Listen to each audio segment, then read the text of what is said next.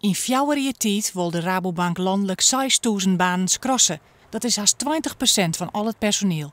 Nevens de Rabobank ontkomen ze er net aan. We hebben de resultaten van de Rabobank Groep gisteren bekendgemaakt. En die waren 20% lager dan het jaar daarvoor. Nou, dat is natuurlijk daarmee is duidelijk dat ook Rabobank, net als de klanten, last heeft van de economische crisis. En dat betekent dat de Rabobank ook nog nadrukkelijker naar de kosten moet kijken. En uiteindelijk betekent dat ook niet anders dan ten koste kan gaan van arbeidsplaatsen. Van de 800 kantoren in heel Nederland zullen zo'n 300 de dwarren sluiten. Het vakboen verwacht dat er in Friesland nog hardere klappen vallen zullen als in de rest van het land. Omdat de Frieslandbank nu bezig is om alle mensen over te plaatsen naar de Rabobank.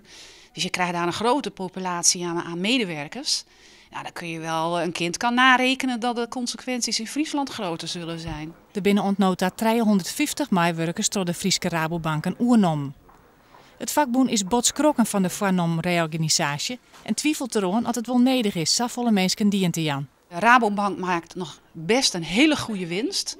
En ik vind dat dit soort werkgevers die geen financiële problemen hebben, nu hun sociaal gezicht moeten laten zien. We zitten nu in een hele barre, trieste tijd met allemaal werkloosheid.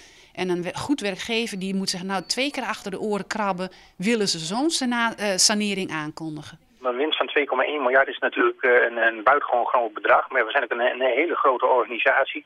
En het is wel 20% lager. En dat geeft toch heel duidelijk aan dat ook de Rabobank niet immuun is voor de economische recessie.